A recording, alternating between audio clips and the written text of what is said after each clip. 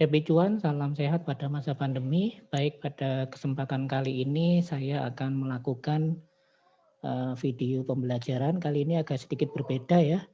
Kita melakukan yang namanya analisa fundamental. Analisa fundamental adalah bagaimana kita menilai perusahaan di mana memiliki saham yang kita beli ya. Jadi ibaratnya kita membeli saham walaupun satu lot itu artinya kita membeli perusahaan. Bagaimana kita bisa menganalisa perusahaannya tersebut bagus atau tidak itu diawali dengan analisa fundamental. Jadi wonderful company kalau istilahnya dari Warren Buffett ya. Jadi bagaimana kita bisa mendapatkan wonderful company at fair price ya. Jadi dalam harga yang harga wajarnya. Bagaimana kita bisa mendapatkan itu? Salah satu langkahnya adalah kita melakukan analisa fundamental. Fundamental itu ada banyak ya. Bisa kita nilai, kita buka laporan keuangannya, kita nilai apakah keuangannya sehat, bagaimana dengan kas perusahaan, bagaimana dengan hutangnya, bagaimana dengan operasionalnya, ya, bagaimana dengan pertumbuhannya, growth-nya itu seperti apa dalam beberapa tahun ke depan, juga bagaimana dengan kelangsungan perusahaan tersebut 10-20 tahun mendatang. Sehingga ketika kita sudah memutuskan invest di perusahaan tersebut, maka kita sudah tahu bahwa perusahaan tersebut tidak akan tutup ya ketika kita investkan uang kita untuk membeli perusahaan tersebut. Jadi kalau yang namanya investor kan berarti kan kita ketika beli sudah kita tidak jual tetapi kita biarkan sampai dengan 5, 10, 20 tahun mendatang ya. Dengan tujuan kita mendapatkan dividen dari dividen yang dibagikan oleh perusahaannya. Nah, salah satunya juga yang untuk menilainya dari dividen yield-nya kan. Dividen yield-nya ya. Jadi dividen yield-nya harus meningkat dari tahun ke tahun, kemudian minimal memberikan dividen yield-nya itu tiap tahun memberikan, tidak pernah putus selama 10 tahun berturut-turut. Nah, untuk mempermudah itu maka kita menggunakan, saya buka Stockbit saya ya, jadi aplikasi Stockbit. Di situ ada fitur screener, maka kita klik screener di sini ya. Kemudian kita bisa di sini ada banyak rumus yang sudah default ya, tapi kita create news. Jadi saya masukkan rumus yang baru untuk menilai sebuah perusahaan, kita screening kan artinya itu men-screening perusahaan. Jadi saya tulis di sini, saya beri nama aja nabung saham. Kemudian stok yang kita pilih adalah IHSG ya. Jadi kita pilih IHSG, jangan yang lain. Kemudian ada beberapa kriteria dalam kita menilai perusahaan. Yang pertama yang harus kita masukkan adalah perusahaan tersebut adalah perusahaan yang market cap-nya itu besar ya, market cap-nya tinggi. Jadi di sini saya masukkan market cap. Ya, kita tulis di situ market cap ya. Kemudian market cap yang saya pilih di sini adalah lebih besar daripada 20 triliun ya.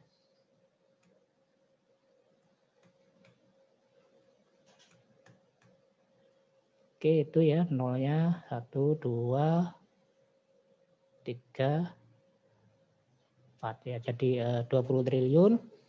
Kemudian kenapa kok kita pilih market cap besar? Karena dengan perusahaan dengan market cap besar, maka perusahaan tersebut tidak akan mudah dipermainkan ya, dibandingkan dengan perusahaan-perusahaan yang market cap-nya kecil.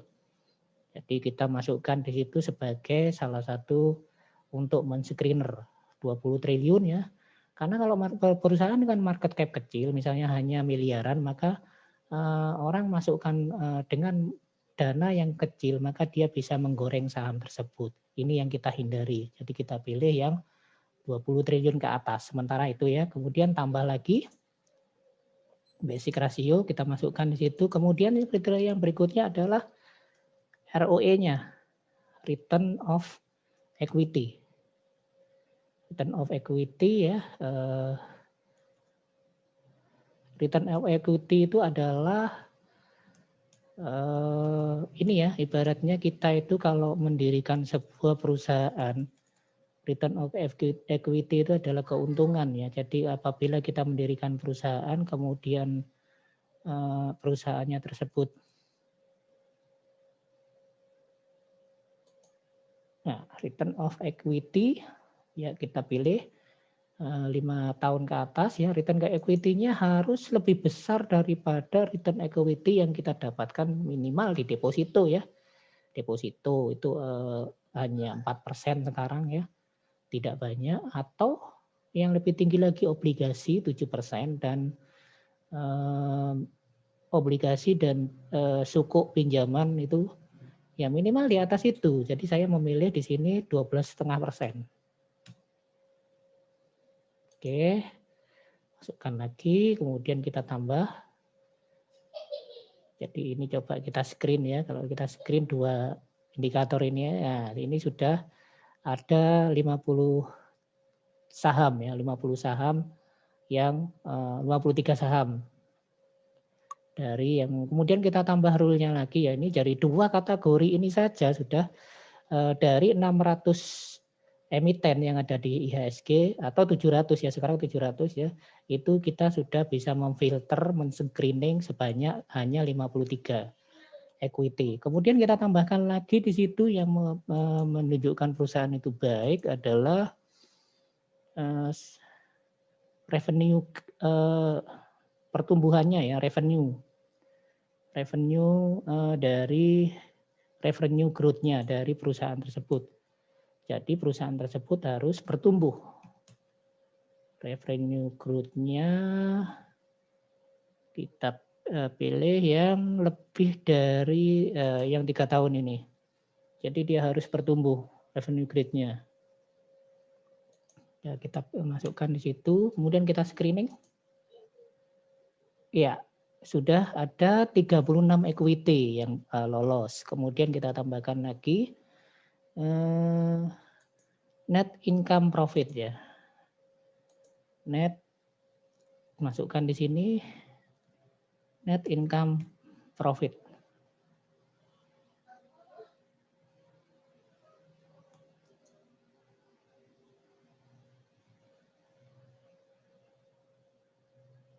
Kita tambahkan di sini net income, growth-nya kita pilih yang net income growth streak ya, itu net income growth streak. Bunyinya di situ net income growth streak ya, kita tambahkan di situ kalau kita masukkan kriterianya di situ adalah, jadi sudah kita masukkan ya di situ juga sama lebih dari 5% ya. Karena ini menunjukkan apa? 5% adalah pertumbuhan PDB di Indonesia. Jadi kita kasih yang minimal yang lebih tinggi dari pertumbuhan PDB yang ada di Indonesia. Kemudian kita tambahkan lagi basic ratio lagi, kita tambahkan dari situ ya, kita tadi sudah screen. Coba ada berapa? Turun lagi enggak? Oh, ternyata net yang ini ada yang salah ya, jadi saya klik dulu di sini, kemudian coba. Oke.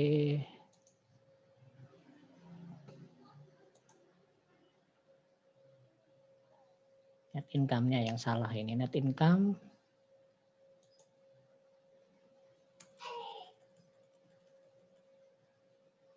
Kita tambahkan di sini net income untuk ini ya. Dan kita screen di situ. Nah, ya sudah ada 24. Jadi yang salah di situnya tadi. Kemudian kita tambahkan lagi rule-nya yang lain. Hutangnya. Debt to equity ratio ya. Debt to equity ratio.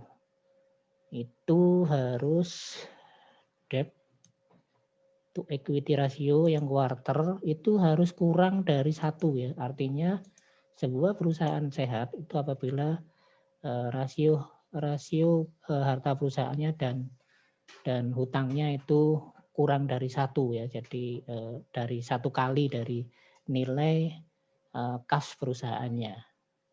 Kita screen lagi. Nah, berkurang 22 ya. Kemudian lagi pembagian dividen. Tadi kan kita tujuannya untuk jangka panjang ya. Kita tambahkan di situ dividen yield. Dividen yield.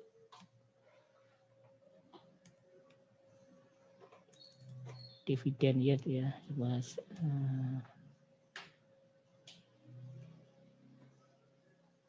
Kita tambahkan di situ dividen yield payment ya, payment streak annual itu harus tidak putus selama lebih dari 10 tahun. Masukkan di situ, kita screen. Nah, sudah 13. Kemudian kita juga bisa menambahkan yang ini sudah ada 13 saham di situ ya. Nah, kalau kita baca Bapak Ibu sekalian, perusahaan-perusahaan ini termasuk perusahaan-perusahaan yang masuk di LQ45 ya. Ada AMRT yang tidak masuk dan MIOR ini ya, yang tidak masuk. Tapi lainnya adalah perusahaan-perusahaan yang masuk di LQ45 ya, 45 saham terliquid dan IDX 30 ini juga masuk ya. Di situ ada Ace Hardware, saya cocokkan dengan yang paling tinggi market cap-nya BCA, BRI, Mandiri, ASII, Astra Internasional ya, BBNI, Cepin, UNTR, United Traktor, GGRM, Mayora, kemudian ada Adaro, kemudian ada AMRT, kemudian ada PTBA, dan ada Ace Hardware. Itu kalau kita mau menambahkan lagi untuk mempersempit lagi saham-saham yang sudah masuk dalam incaran kita atau watchlist kita tambahkan financial column ya. Di situ kita tambahkan current PE. Current PE rasio. Current PE rasio TTM ini ya. Kemudian kita tambahkan di situ min dari PI rasionya. PI rasio ini juga salah satu yang menentukan ya untuk kita pilih yang 10 tahun ya. Nah, PI itu menentukan mahal tidaknya suatu saham, valuasinya ya berdasarkan PI. PI adalah earning per share-nya. Kemudian kita tambahkan juga itu adalah current harga buku ya, price to book value. Current kita kayak gini current ya, yang current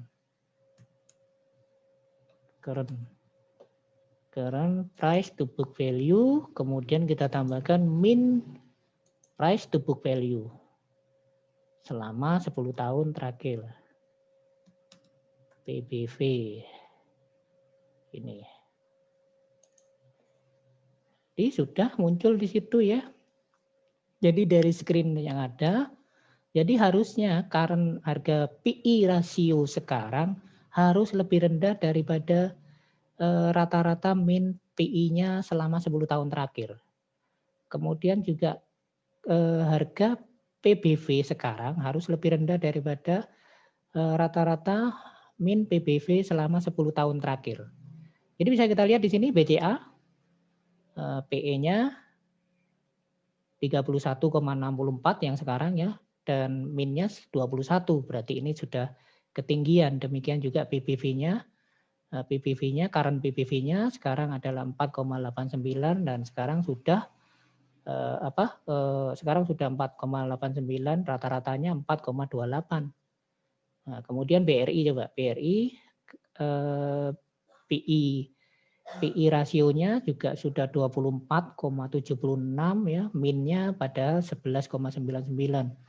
Demikian juga PBV-nya juga sudah 3,05, min PBV-nya sudah ini juga lebih tinggi ya. Kemudian coba BMRI current PI rasionya sudah 16,13, minnya 13,47, PBV-nya yang masih lebih rendah untuk Bank Mandiri dibandingkan min-nya. Kemudian yang ASII PI current-nya yang sekarang ini masih lebih rendah daripada PI rata-ratanya selama 10 tahun. Kemudian BBV-nya juga 1,75 dibandingkan dengan rata-ratanya 3,23.